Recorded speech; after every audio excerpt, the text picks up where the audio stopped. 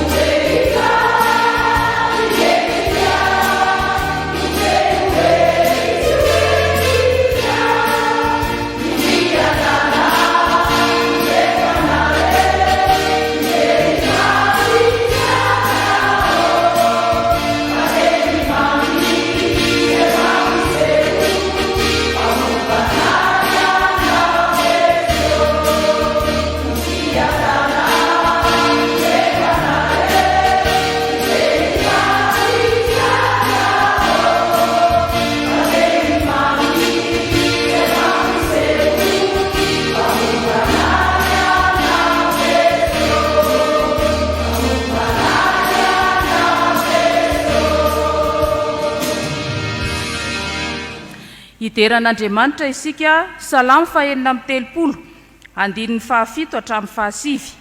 Salamo fahenina amin'ny telopolo andininy fahafito hatramin'ny fahasivy. Aorianan'izay hira fahafito ambin'ny folo sy telonjato andininy voalohany sy faharoa vita ny vavaka vao mipetraka isika. Salamo fahenina amin'ny telopolo andininy fahafito hatramin'ny fahasivy rahantsika mamaky amin'ny anaran'ny Tompo fideranan'Andriamanitra manao hoe Endre asara famonjam-baovao Andriamanitra kamiaraka eo amin'ny araka vokony manaraka trano izy ary noy ny fampifalianao no mampisotroanao azy fa ao aminao no misy loharanonaina ny fahazavanao no ahitana fahazavana. Amen.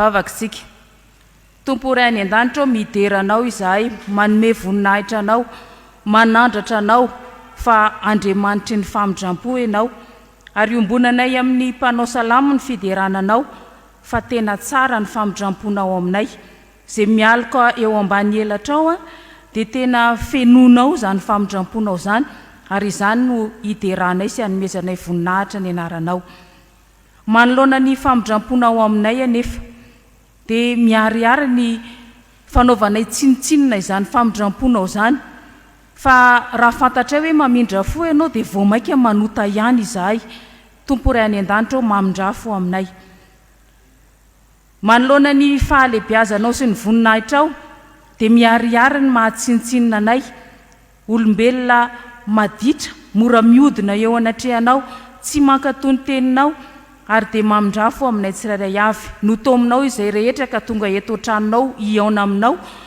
dia andrandrainay ny famindramponao tompo angatahanay izany ahafahanay miatrika anao feno ary ny fanompoampivavahana izay tanterahana dia ho tanterahanao anatin'ny famindramponao Andriamanitra ahafahanao tena manazava ny fiainanay marina tokoa amin'izao sisa izao raiso ary ny dera raiso ny saotra tolotra ianao ny amin'ny famindramponao aminay tsirairay avy dia ho anao Andriamanitra irery ny voninahitra araka izany amin'ny anaran'i Jesosy amen petraka ny fiangonana tonga amin'ny fotoana izay andraisantsika afatra ho an'ny ankizy sy ny tanora isika iraintsika ny raha 8 araky ny hitantsika amin'ny fandaharana dia hitsangana ny ankizy sy ny tanora ary ny mpendraikitra rehetra ao anatin'izany ira izany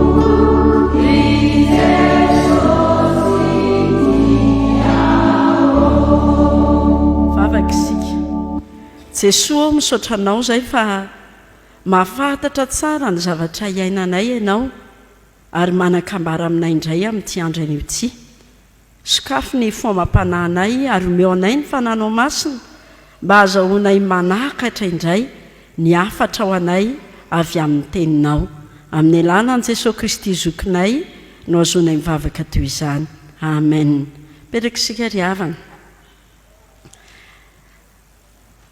nareo moa raika izy mahafantatra fa eo amin'ny fiainana dia matetika misy olona tena tsy tia antsika mihitsy ireny olon'ireny ny atao hoe fahavalo ary rehefa tratran'izay fahavalona ny olona tsy tianao izay ianao dia indraindray ny zavatra tonga avy hatrany eo an-tsainao dia ny hoe ahoana ny anapitehako ny fahavaloko io dia mangataka indraindray tsika amin'Andriamanitra hoe piteo ny fahavaloko vonoy ny fahavaloko Jesosy koa nefa nampianatra antsika hoe rehefa mangataka zavatra tsika dia mahazo satria haitsika tsara ilay teny any amin'ny Luka 1:10 manao hoe fa zay rehetra mangataka no mahazo ary zay rehetra mitady no mahita ary zay mandondona no voana dia manoloana an'ireny olona tsy tia antsika ireny raika izy indraindray dia inona ny zavatra ataontsika mangataka tsika mba ho potika ilay fahavalo tia nefa misy tantara anankiray mampianatra antsika hoe reny fahavalo reny koa azon'Andriamanitra ampiasaina mihitsy mba hiaro antsika dia ny tantara izay tantaraina amintsika raika izy dia ny hoe pastera iray narova ny fahavalony inona hoe ilay lohateny raika izy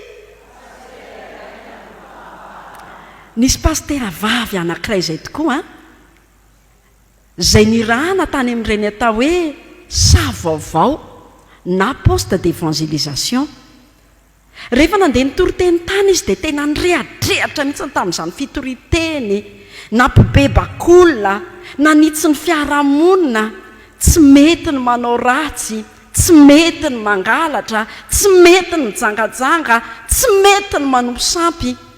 Fa tao amin'ny toerana tokoa raka izy dia maro ny vehivavy izay manompo sampy ka lasa mivoakalina. Lasa inona zany ireny vehivavy ireny? Lasa mpamosavy.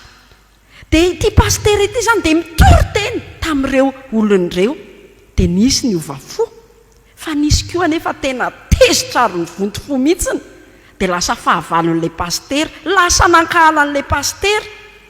Fa ilay paster dia tena mivavaka foana, ary mivavaka ho an'ireo olon'ireo foana izy, mba hahatonga an'ireo olon'ireo hiova fo. Zany mivavaka izay nataony. Ndray andro ary hoy ianareo, misy fotoan-dehibe anankiray tsy maintsy vonjen'io paster io, adiny 4 mandeha tongotra eo amin'ny toeram-ponenany. Tamin'ny alina dia nandre tamin'ny filazam-baovao ilay paster vavy fa ho avo be ny orana, ary isafotofoto tsy tahaka izany hatramin'ny ranomasina. Nefa fotoan-dehibe any amin'ilay fiangonana, nanomboka tamin'ny 10 alina nangataka ny vavaka ty ilay paster. Jesosy, mba hatsahary ny orana. Jesosy, aza asiana oro-ambaratra raha-pitsy maraina, fa fantatrao fa fotoan-dehibe nge any am-piangonana any ananiny. Tonga ny tamin'ny 4 maraina, tsy nitsahatra ny orana fa vao maika ary avo be, nisy oram-baratra, misy varatra milatsaka indraindray any amin'ilay ny ala tsy maintsy ny lalovan'ireny. Nanapa-kevitra foana ilay paster hoe andeha izy. Eny an-dalana izy dia sady mirotsaka ny ranomasina, dia hoy izy hoe fangary ianao Jesosy, tsy mamaly vavaka. Efatry ny alina nge za Jesosy nangataka taminao hoe mba hatsahary ny orana, maninona ny tsy nahatsahatra ao? Dia tsy nitsahatra ilay orana. Tena ataon'ilay paster foana ny fitoriteny, nataony foana ilay fotoan-dehibe tao am-piangonana, ny orana latsaka dia niverina izy. Rehefa tonga tao an-trano, inona no nitranga ho ianareo? Kivy ilay paster. Dia hoy izy hoe za hiala, tsy mamaly vavaka kay Andriamanitra. Hatry ny alina nefa nangataka hoe mba hitsahatra ny orana, tia zao efa mody lena ato trano, mbola tsy nitsahatra ihany ny orana. Dia eo am-pieritreretan'izy ny hoe hiala, no indro nisy olona nandondona, taitra be izy. Ary rehefa nandondona dia nivahana, iza ho ianareo ny tao amin'ilay varavarana? Vehivavy. Ay ireo vehivavy ireo nikasa mono azy ary nanakarama olona, hoe rehefa mandalo eto amin'ilay maizimaizina iny paster iny dia vonoy, fa ino no manimba ny aferana eto tanàna eto? Dia tonga tao ilay olona, ary rehefa tonga tao ilay olona dia hoy izy, zay paster mba hanaraka anao amin'izay vavaka, fa fantatray fa tena mahery ny Andriamanitra ivavahanao. Fa ahoana i paster? Zay nge nikasa mono anao hoe tamin'iny maraina iny, fa mba fantatrao fa noho n'ilay fisian'ilay oram-baratra be dia tsy nahazaka n'ilay lena tao anaty ala izay, dia lasa izay nandeha nody gaga, nefa izay vitanao ihany ny asanao. Dia resy lahatra izay fa Andriamanitra no tena Andriamanitra ilay ivavahanao ka hanaraka anao hivavaka izay. Teo ilay paster vao tena resy lahatra koa hoe mamaly vavaka Andriamanitra, ka na dia ny fahavalo azy ataon'Andriamanitra fitaovana hiarovana ny mpanompony. Dia tsika korakizy manoloana n'izay mety ho tsy tiantsika mivavao an'izy ireny, fa ny tanjon'Andriamanitra ho izy ireny dia tahaka ilay ramatoa maromaro tonga tao amin'ny paster mba hiteny amintsika ankizy rehetra koa hoe mba hiaraka aminareo zahay anatra sekolelady, fa fantatray fa ilay Andriamanitra ivavahanareo ny tena Andriamanitra. Ho an'Andriamanitra rery ny voninahitra. Amen. Vavaka isika. Mpandresy ianao Jesosy zokinay eo, dia mpandresy koa zahay miaraka aminao. Ary izany fandresenao izany no entinay mamaky vaky indray ny androm-piainanay ao anatiny izao herinandro vaovao izay omenao anay izao. Dia io ny sofin'ny ankizy rehetra izay niaino izany teny izany, mba ho sofiny mpandresy sy ny manana ny mazavatrany miaraka aminao. Amin'ny anaran'i Jesosy Kristy tomponay. Amen. Mialohan'ny vavaka sy amakiana ny soratra masina ny hira fa 500 ataontsika ny andiny voalohany sy fahaefatra. Ary rehefa voavaky ny soratra masina dia ny hira fa 700 ataontsika manontolo dia hotoriana amintsika ny teny.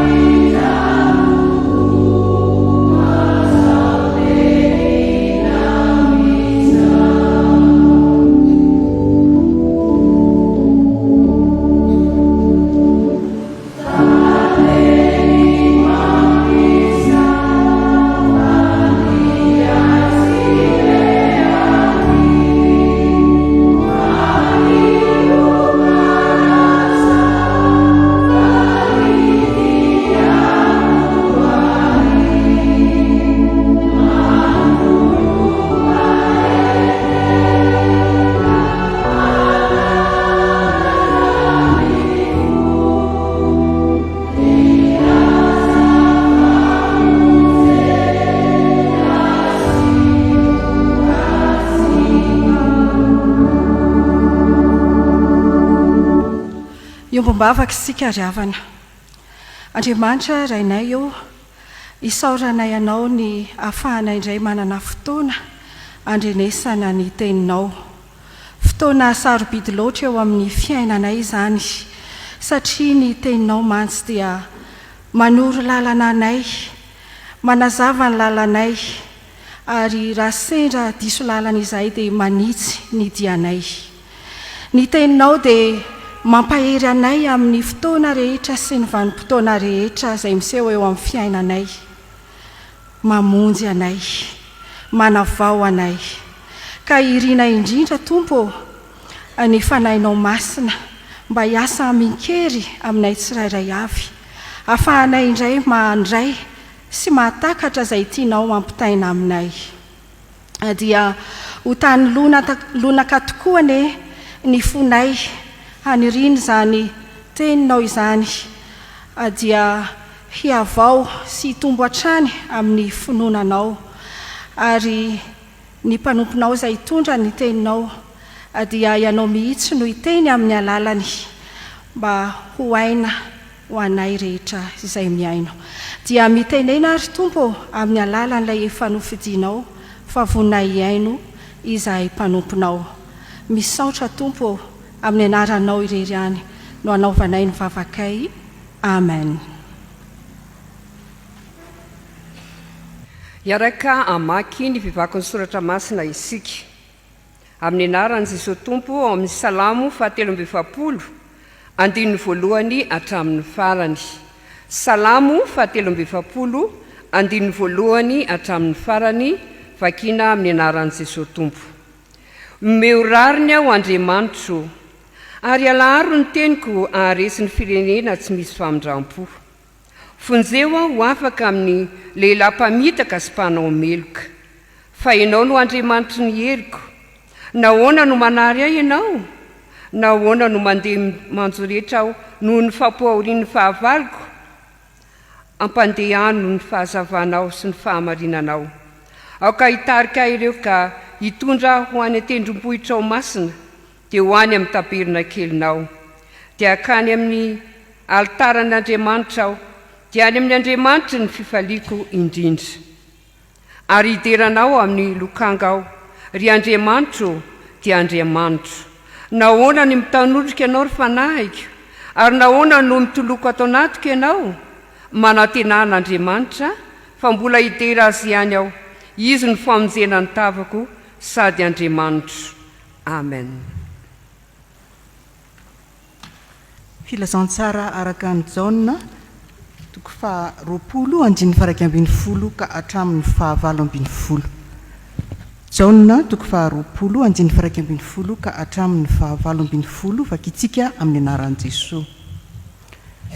Fa Maria nijanona nitomany teo ivelan'ny fasana, ary raha nitomany izy dia niondrika nitsirika ny tao am-pasana ka nahita anjely roa nitafy lamba fotsy nipetraka teo, ny anankiray teo an-doha tamin'ilay nandriny ny fatin'i Jesosy ary ny anankiray teo an-tongotra.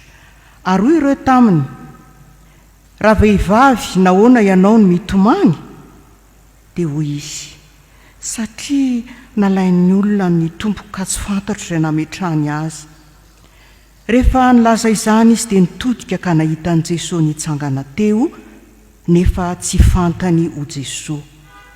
Hoy Jesosy taminy, raha vehivavy nahoana ianao no mitomany? Iza no tadiavinao? Nataony fahampiantra izy ka hoy izy taminy, Tompoko, raha ianao no naka azy teto, lasao amiko izay nametrahanao azy ary izao dia haka azy. Hoy Jesosy taminy, ry Maria. Dia nitodika izy ka niteny taminy nanao teny Hébreu hoe rabony, izany hoe mpampianatro.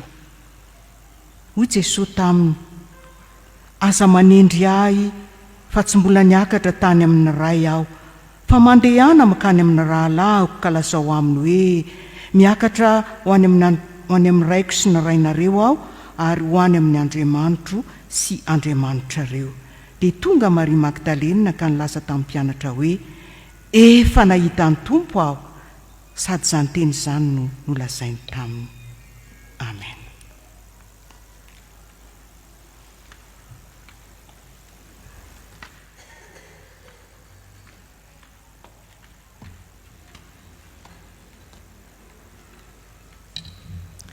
Hofaranantsika ny vaky teny.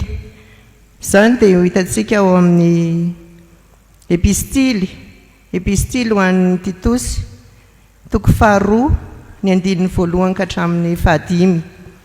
Epistily ho an'ny Titosy, andininy voalohany hatramin'ny fahadimy. Rehefa hita dia rahantsika mamaky amin'ny anaran'ny Tompo. Fa ianao kosa dia milaza izay miendrika ny fampianarana, tsy misy kilema, ny lehilahy antim-panahy anaro ahon'ny-tena, ho maontina, ho endry, atanjaka, amin'ny finoana, amin'ny fitiavana, amin'ny faharetana. Ny vehivavy antim-panahy koa anaro hitondra-tena, toy izay miendrika ny olona masina, tsy ho mpanendrikendrika, tsy ho andevozin'ny divay be, ho mpampianatra ny zavatra tsara, mba hampianarany ny vehivavy tanora fanahy ho tia ny vadiny, ho tia ny zanany, ahony tena, ho madio toe-panahy, hiasa ao an-tranony, ho tsara fanahy, hanaiky ny vadiny, mba tsy tenenana ratsy ny tenin'Andriamanitra. Amen. Ray masino manamasinay amin'ny fahamalina, ny teninao ny fahamalina. Amen. Amen.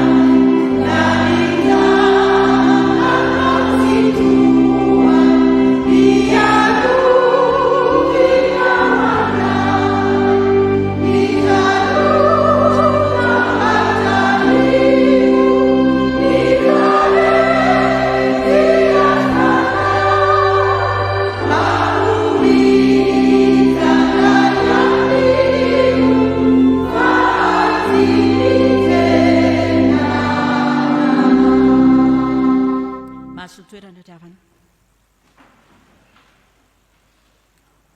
Anapaka ampotsika ny riavana ny fiadanan Jesosy Kristy ombany ny hery ny fanahy masina afatsika mandray izay tia ny Tompo ambara amintsika indray amin'izao alahady faharoa manaraka ny Pasika izao sady alahady natokana ho alahady ny sampana Dorkasy manerana ny sahany FJKM.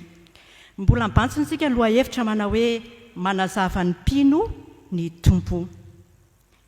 Ny filazantsara araka ny jaonina toko 20 andininy fa 2 hatramin'ny andininy fa 7 no andraisantsika ny toroteny amin'ity anio ity. Raha nanaraka tsara ny fivaky ny soratra masina teo isika riavana dia mahatsapa fa Jesosy Kristy nitsangana tamin'ny maty, niseho voalohany tamin'ny Maria, ilay vehivavy voalohany, ny rahy nahitory ny filazantsara no voalaza eto amin'izao perikopa izao. Tsy ahivineto fa mbola tsy niseho tamin'iza i Jesosy nitsangana tamin'ny maty. Mbola tsy nambara tamin'iza ny fitsanganan Jesosy Kristy tamin'ny maty. Ny filazantsara sinoptika na ny filazantsara araka Matio, Marka, Lioka dia samy manana ny filazany ny amin'izany fitsanganan Jesosy Kristy tamin'ny maty izany, fa miavaka kosa ny fanambarany Jaona izany fitsanganan Jesosy izany. Ary izay mampiavaka ny Jaona apôstôly no asongadina eto amin'ity perikopa ity. Jesosy Kristy velona indray dia manafaka amin'ny famoizam-po. Jesosy Kristy velona indray dia manafaka amin'ny famoizam-po. Izany no hafatra voalohany atolotry ny Tompo atsika anio. Eo amin'ny andininy fa 2 hatramin'ny andininy fa 9 no ahitantsika izany. Raha fintinina izay voalaza ao dia izao: Maria diso fanantenana no hitantsika eo. Nandeha tany amin'ny fasana saika hanositra menaka manitra an Jesosy, kinanjo very faty. Very ny faty, vaky ny fasana. Tsy hita ilay faty saika hosora menaka. Divitry ny alahelo sy ny famoizam-po i Maria eto. Very fanantenana tanteraka izy. Ary ny vahaolana hitany dia izao: andeha hifampizara izay mavesatra amin'ny mpianatra. Tsy ny mpianatra rehetra nefa no natonony Maria, fa fantany tsara izay tokony hatonina. Dia i Petera izay filohan'ny fikambanana sy i Jaona ilay tena tiany Jesosy. Rehefa nanatona azy roalahy izy dia inona ny tranga? Ndao ara ho any ozy izy roalahy. Lasa izy nakany amin'ny fasana voaporofo fa tsy tao tokoa ilay faty. Fa inona nataon'izy roalahy? Navelany teo Maria, izy lasa nandeha tamin'ny fahanginana. Vahaolana hitan'ny Maria dia izao: ny toloko, ny janona rery teo, ny tomany. Izay vahaolana farany hitany. Fa tao anatin'izy ny tomany vontona alahelo izany dia indreo nisy anjely roalahy. Fa rehefa tonga teo ireo anjely, ireo iraka, ireo vavolombelon'ny fitsanganan Jesosy tamin'ny maty, dia nanontany anazy hoe: raha vehivavy, nahoana ianao no mitomany? Fa inona ny lambarana? Satria nalain'ny olona ny fatiny Tompoko, ary tsy hitako izay nametrahana azy.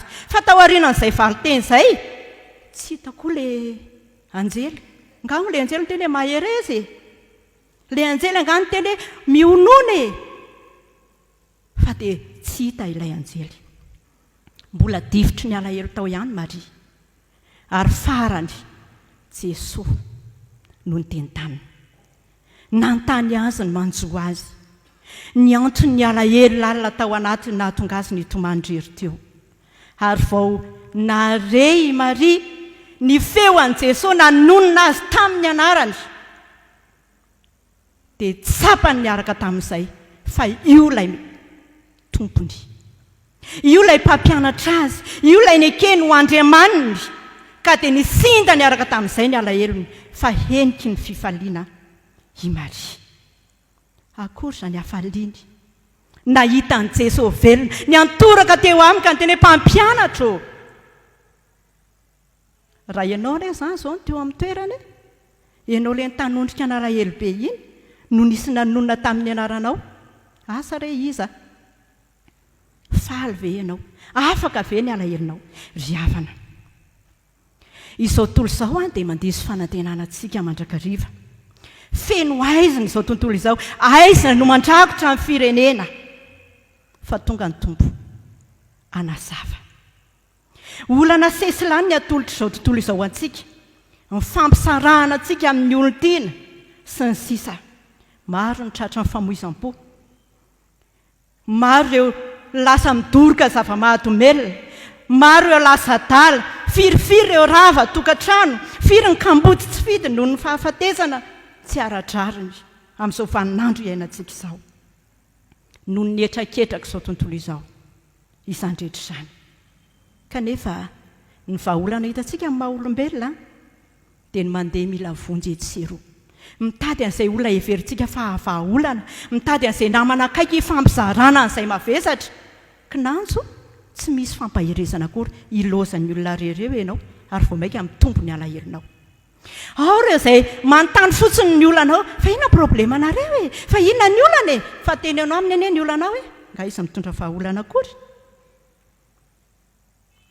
Vao miala problemanao tonga any amin'ny mpanao gazety, lasa malaza eran'ny tanàna zao ninge ihany ny sasany ara-mo mody mibitsibitsy ento ambavaka ranona fa ohatr' izao sy ohatr' izao ony, nefa tsy le ento ambavaka ranona ny tena zava-dehibe fa introduction fotsiny iny, fa fifosana ny ambiny. Zany ny vahaolana setriny izao tontolo izao ho antsika. Jesosy rery andry havana no manazava antsika, manara-tsika ao anatin'ny aizany famoizam-po, manafaka antsika amin'ny alahelo, manafaka antsika amin'ny olana maro samihafa izay mitranga eo amin'ny fiainantsika. Ny feon'i Jesosy Kristy rery andry, feo miantso anao amin'ny mpitiavana, miantso anao sy manonona anao amin'ny anaranao amin'ny fitiavana be, no manafaka anao amin'izany famoizam-po izany. Izy no hany mamelona fanantenana indray ao anatinao. Jereo nge izay nataon'ny mpanao salamo hoe salamo fa 4:30 vakitsika teo, ndao tsika rehetra mba hiaraka maky ny 5 fa io ny tahaka ny hoe fiainantsika amin'ny andavanandrom-piainantsika, mila hampitanondrika antsika izany. Salamo fa 4:30 3:6 amin'ny anaran'ny Tompo manao hoe nahoana mitanondrika anao ry fanahiky ary nahoana mitoloko atao anatiko ianao, manantenahana Andriamanitra fa mbola hidera azy ihany aho. Izy no famonjenany tavako sady Andriamanitra. Izany no tokony ho toetra antsika vehivavy kristianina. Izany no tokony ho toetra antsika niaona tamin'i Jesosy Kristy ilay nitsangana tamin'ny maty.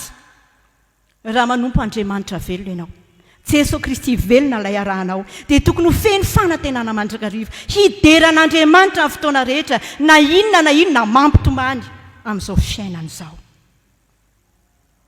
Tsarovy ny tenin'Andriamanitra. Fa na iza milaza tsy tianao, na iza mandao anao ho irery ao anatin'ny olana maro samihafa, dia tsarovy fa ny Tompo eo ihany.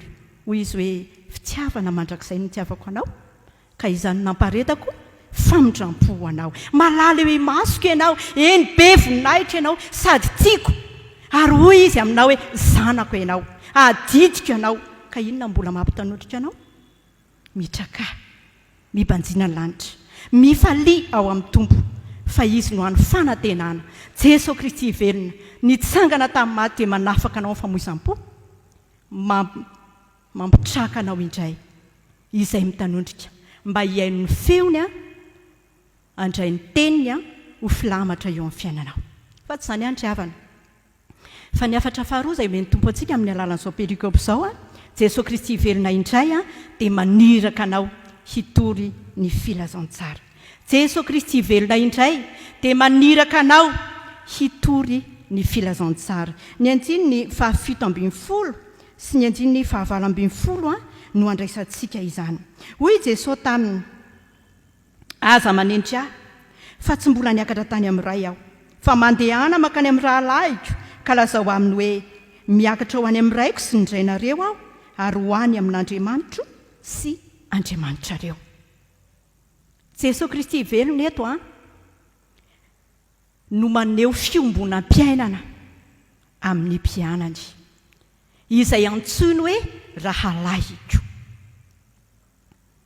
Maneho ny mahatena iray zany, maneho ny mahampiraitam-po zany, mahakiboray zany. Mary ilay feno fifaliana nahitan'i Jesosy velona no irahina hampita ilay vaovao mahafaly. Mampatsiaro antsika izany ry havana fa raha vehivavy voalohany teto an-tany no napiditra antsika tao anatin'ny fahafatesana mandrakizay, na ny fahafatesana na lavo antsika noho ny fahotana, dia Eva. Dia vehivavy indray eto Maria no irahin' Jesosy Kristy hilaza ny fahavelomana vaovao amin'ny finoanan' Jesosy Kristy ilay nitsangana tamin'ny maty. Feno fifaliana izy ary irahana hampita izany vaovao mahafaly izany. Mandehana lazao amin'ny rahalahiko fa miakatra any amin'ny raiko sy ny drainareo ary ho any amin'Andriamanitro sy Andriamanitrareo. Piraitam-po rairay ary indrindra koa manompo Andriamanitra ray iombonana. Dia nandeha an-kafaliany Maria nijoro vavolombelona hilaza ny hitany, hilaza izay reny tamin'i Jesosy. Ary hoy izy eo amin'ny 9:20 hoe efa nahita ny Tompo aho ary izao na izany no teny nolazainy. Niova tanteraka ry havana ny tantara. Tsy ilay Maria vontona alahelo jembin'ny ranomasy sy ny famoizam-po intsony no niaona tamin'ny Petera sy Jona ary mpianatra rehetra, fa i Maria velona amin'ny finoana. Say mijoro vavolombelona hizara fifaliana, hizara fiadanana amin'ireo mpiara manompo aminy. Raha toy izantsika manko ny tantara dia tonga niseho tamin'ny mpianatra tokoa Jesosy ka nanome azy ireo ny fiadanana. Eo amin'ny 9:20 tapany farany dia misy hoe fiadanana ho anareo, ary eo amin'ny 9:20 ary hoy indray Jesosy taminy fiadanana ho anareo. Za moa no teny fanevantsika indray amin'ny fankalazana izao 550 taona ny sampana Dorkasy izao. Fa isika vehivavy kristianina, isika vehivavy Dorkasy no irahin'ny Tompo hialo lalana, hitory ny vaovao mahafaly, hitory ny fiadanana izay entiny Jesosy ho an'izay mino azy. Afaka ny tahotra, afaka ny tebiteby ary niaona tamin'i Jesosy Kristy velona ireto mpianatra ireto. Nody fifaliana sy fanantenana indray ny alahelo sy ny tahotra tao anatiny talohan'izao tranga izao. Ry havana malala ao amin'ny Tompo. Ny olona afaka nahazo famonjena dia tsy afaka hipetrapetraka. Na amiana ao anatiny ny hafaliany ny aona tamin'ny mpamonjiny. Io fifaliana io ry havana no fifaliana tena izy, no hery manosika antsika, afo mandora ao anatintsika, manesika antsika hanana fahasahiana hijoro vavolombelon'ny fitiavana sy ny famonjen'i Jesosy Kristy. Io fifaliana tena izy io no manery antsika hitoro ny filazantsara amin'ny fahasahiana hijoro ho vavolombelona. Fa efa nitsangana marina tokoa ny Tompo, manafaka antsika amin'ny tahotra sy ny famoizam-po, mangeza ny olona maro amin'izao vanim-potoana iainantsika ankehitriny izao. Tsapanao ve? Fa efa niaona tamin'ny Tompo ianao? Tsapanao ve? Fa efa nandray famonjena avy amin'i Jesosy Kristy ianao? Efa nahita azy ve ianao teo amin'ny fiainanao? Andeha ry havana, torio ny famonjena, torio amin'izao tontolo izao, fa velona ny Tompo. Resy ny fahafatesana, manafaka antsika tsy ho resy ny famoizam-po izy. Koa na inona aizy mipito sy olana sesilany alefa ny devoly anamaizina ny fiainantsika amin'izao fotoana izao. Tonga Jesosy ty, ilay Andriamanitra velona, hanazava antsika hiorenantsika amin'ny finoana indray. Raha resy lahatry ny fitiavan'Andriamanitra ianao, raha renao ny feo ny miantso ny anaranao, dia mandehana, torio ny famonjena, zarao ny fiadanana nananao dia mandehana any amin'izao tontolo izao hijoro vavolombelon'ny tompontsika. Mety hitseny angamba ianao hoe zanga Maria, ary mety eritreritra ianao hoe tsy haiko za mitory teny zany, ka raha irahana hitory teny a dia inona no lazaiko zanga nianatra sefaly. Ry havako, tsy voatery hitsangana ety ambony pilipitra vao afaka mitory teny. Tsy eto ambony pilipitra ihany no fitoriana ny filazantsara, fa manomboka eo amin'izay misy ianao ankehitriny, eo amin'ny ankohonanao, eo amin'ny vady aman-janakao, eo amin'ny fiainakavianao, eo amin'ny fiangonana misy ianao, ary mipakatra any amin'ny firenena no tokony hananantsika fahasahiana hijoro vavolombelona. Azavariana miondry dava amin'ny tany ry havana, fa mampitomany zany, fa mitraka mpanjiny Jesosy Kristy velona manazava ny fiainanao, manana fahasahiana ho jiro manazava ny manodidina anao amin'ny alalan'ny fahaiza miaina sy ny fitondran-tena mendrika hiarovana ny voninahitran'Andriamanitra. Jereo inge izay voalaza ao amin'ny Titosy toko 2 manomboka eo amin'ny andininy 2 hatramin'ny andininy 5. Misy 4 lehibe ho antsika vehivavy kristianina ao. Zao voalaza ao: ny lehilahy antom-panahy anaro ahony tena, ho maotina, ho endry, hatanjaka amin'ny finoana, amin'ny fitiavana, amin'ny faharetana. Ny vehivavy antom-panahy koa anaro hitondra tena toy izay miendrika ny olona masina, tsy ho mpanendrikendrika, tsy ho andevozan'ny divay be, ho mpampianatra ny zavatra tsara, mba hampianarana ny vehivavy tanora fanahy ho tia ny vadiny, ho tia ny zanany, ahony tena, ho madio toe-panahy, hiasa ao an-tranony, ho tsara fanahy, anaiky ny vadiny mba tsy hitenenana ratsy ny tenin'Andriamanitra. Fa ianao ilay miaino io aloha, efa nandiny tena ve ianao? Efa tsy ataonao zay voarara teo, ary efa ataonao ve ny fampianarana voalaza teo? Manomboka eo amin'ny tokantranonao, efa nitaona ny vadinao hivavaka ve ianao? Efa nananatra ny zanakao vavy sy ny vinantovavinao ve ianao ho tia ny vadiny, ahony tena, ho tamanao atokantranony, hikarakara tsara ny ankohonany, fa saovariana ny ampiangonana, saovariana miasa fanompoana. Miantso anao ny Tompo, sahia mijoro vavolombelona, manomboka ao an-tokantranonao, amin'ny ankohonanao, amin'ny mpiara manompo aminao, endry manerana izao tontolo izao, dia ny fisiko sy ny fisianao ane. Ahasarika ny jentilisa, hanatona an'Andriamanitra amin'ny alalan'ny fiangonana, hanolo tena ho an'Andriamanitra marina, ary sahia teny hoe anaraka anareo zahay, satria fantatray fa momba anareo Andriamanitra. Ho an'Andriamanitra ny voninahitra, ho amintsika kosa ny herin'ny tenin'Andriamanitra, fiadanana ane ho anareo. Amen.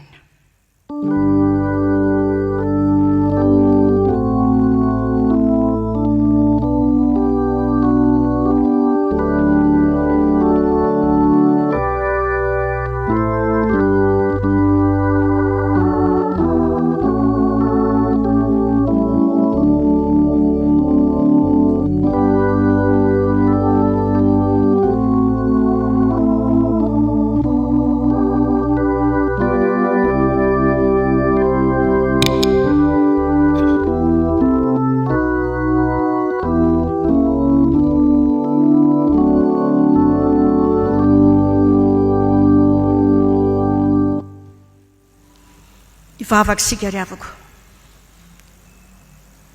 endre zany hafalianay Tompo satria naparika anao taminay ny fahatsarana mba hatonga anay ho Dorkasy tsara, hitoetra amin'ny fiadanana araka ny teninao.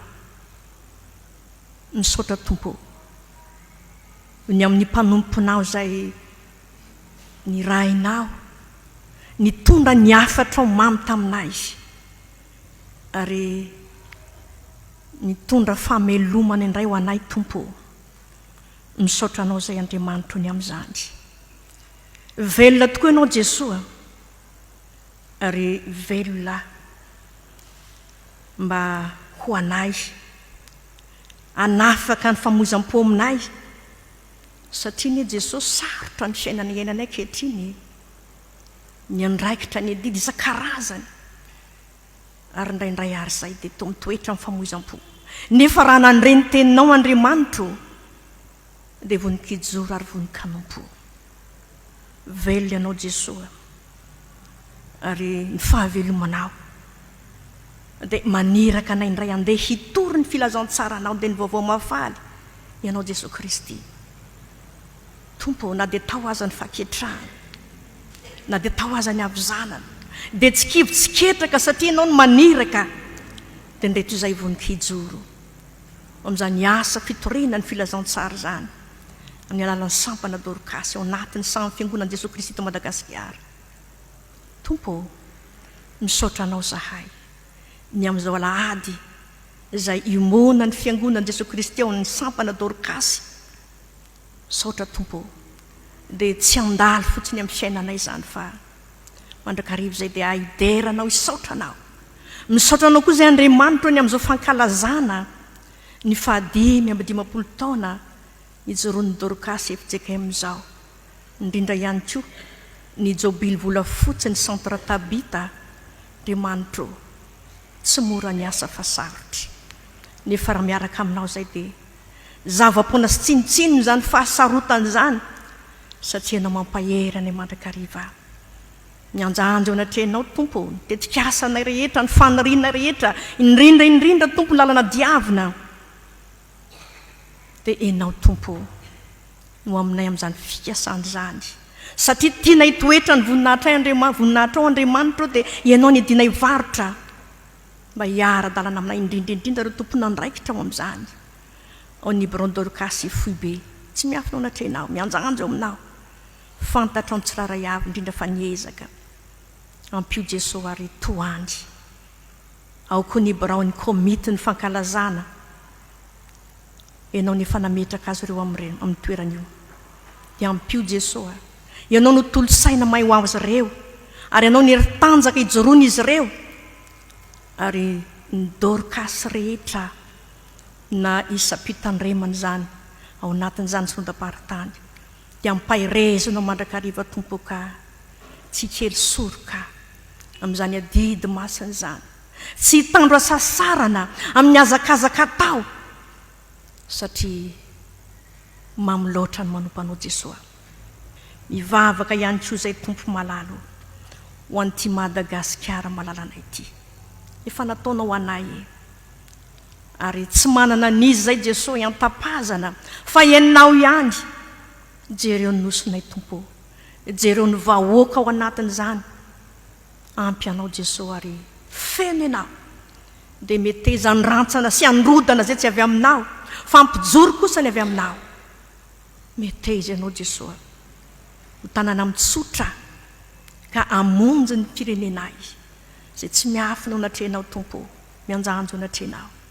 Eny fa na dia tsy milaoka aza ny vavanay dia fantatrao Tompo ny tianay tenenina, fantatrao ny tianay ho lazaina aminao satria na dia afipetraka azy ianao dia vafijery ka hitanao zany miariary anatrehanao dia jereo manokana Tompo ny firenenay ka valio ny vavaka rehetra misandratra ho an'ny nosonay dia atobainy ny avy aminao. Tompo, betsaka ny tianay angatany, betsaka ny tianay ho tononony ao anatrehanao, votsa ny vavanay, fony fisainanay nefa fantatray fa Andriamanitra ampy amin'ny zavatra rehetra ianao ary vonina androtsaka ny avy aminao dia na iza Tompo mitaraina aminao dia raisoa indrindra fa ny manana tsy fahasalamana, ny azo pahoriana, ny voageja, ny miady amin'ny ady sarotra vonjeo Tompo dia ampio afawa zany vavaka zany Tompo sy izay rehetra nasandratra dia maminay indrindra ny manakambana azy amin'ilay vavaka nampianarinao manao hoe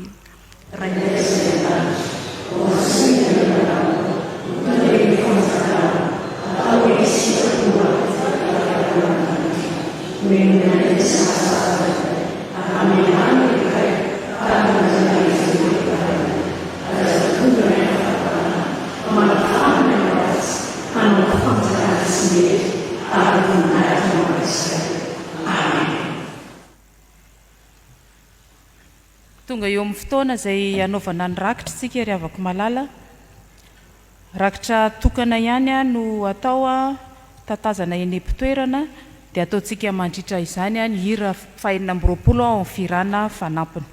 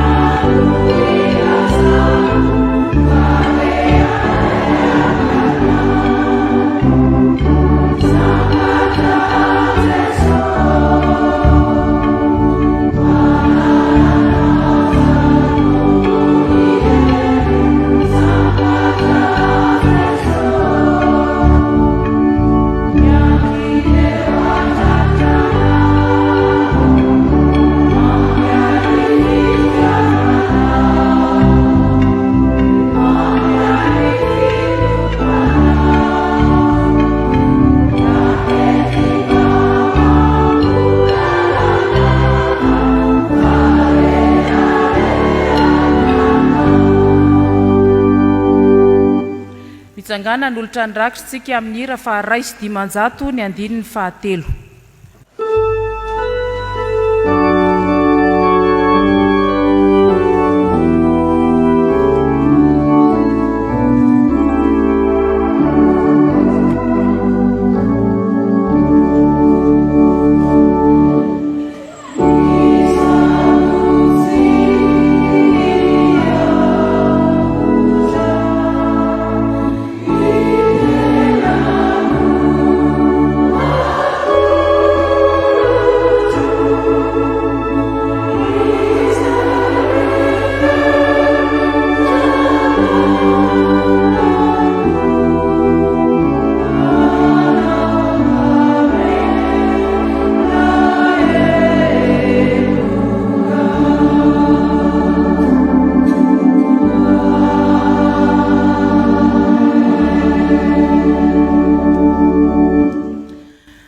Amen. Iaraka iain'ny afatra ho antsika sampana Dorkasy isika ry avako malala izay entin'ny filoha amintsika.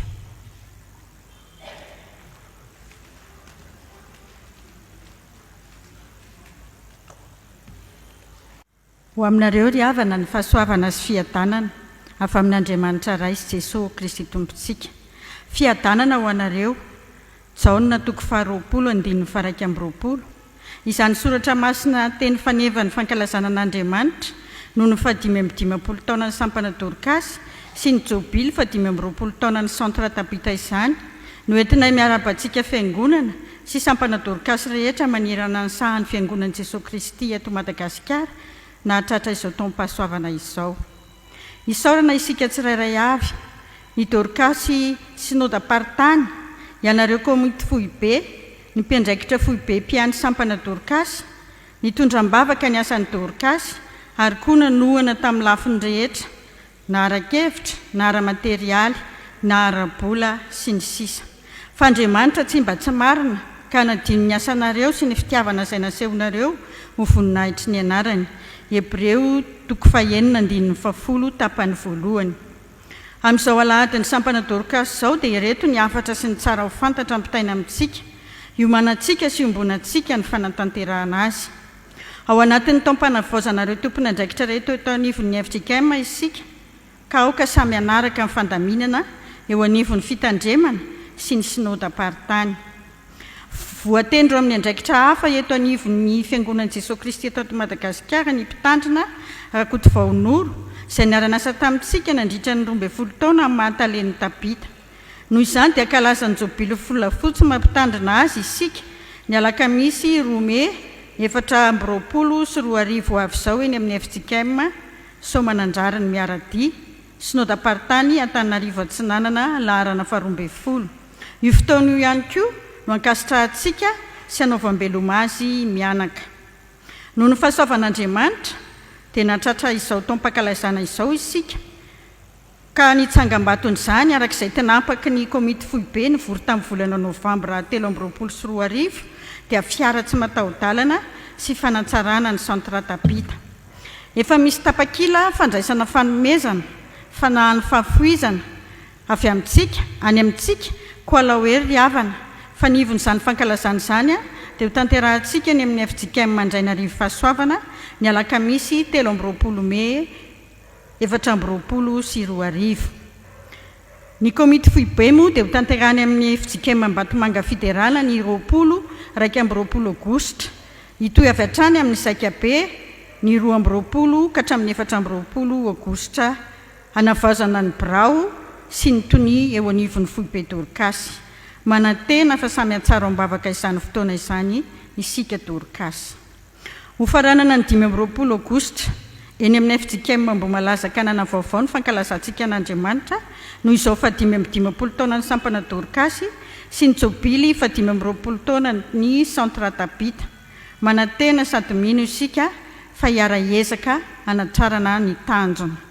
Hitoy hatrany koa ireo asa sosialy sy fiantrana samihafa fanaontsika, ary ny orinasantsika moa dia mihodina tsara, koa dia mbola manantenantsika rehetra, mbola hiara-asa amin'ny Dorkasy foibe amin'ireo asa fanjairana samihafa. Aoka isika riavana hitondra ambavaka mandrakariva ny asantsika mba ho efa sy tanteraka avokoa izany ho fampandrosoana ny fiainan'ny vehivavy sy ny tanora ary ny ankizy mba hijoro ho vavolombelona hitoro ny filazaran'i Jésus-Christ velona izay hivavahantsika.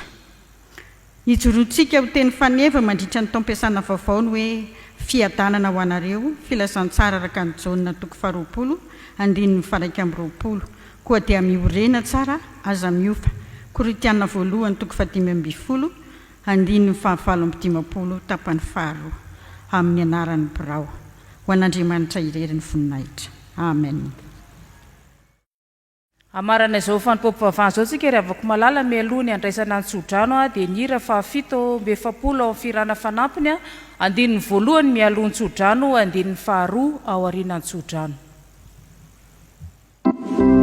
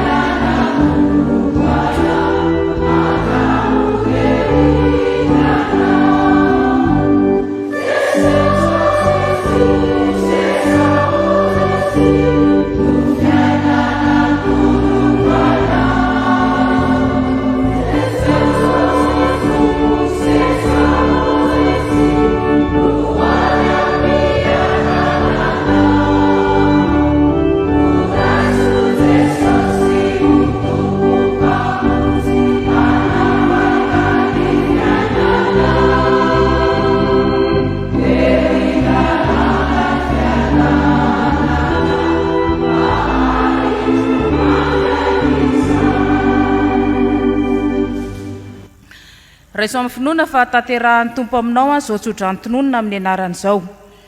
Andriamanitry ny fiadanana ny ahatateraka anareo amin'ny tsara rehetra anao ny sitrapony ka hiasa ao anatinareo izay kasitrahaneo imasony amin'ny alalan'i Jesosy Kristy tompontsika. Ho azy anie ny voninahitra mandrakizay. Amen.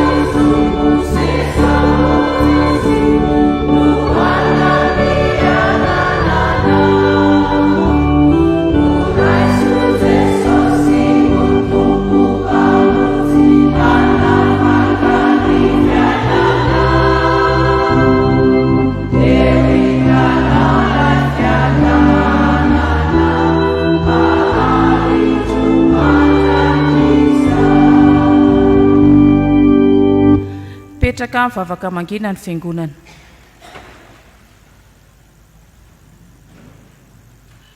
Ho an'Andriamanitra irery ny voninahitra amin'ny anaran'ny Ray sy ny Zanaka ary ny Fanahy Masina. Amen.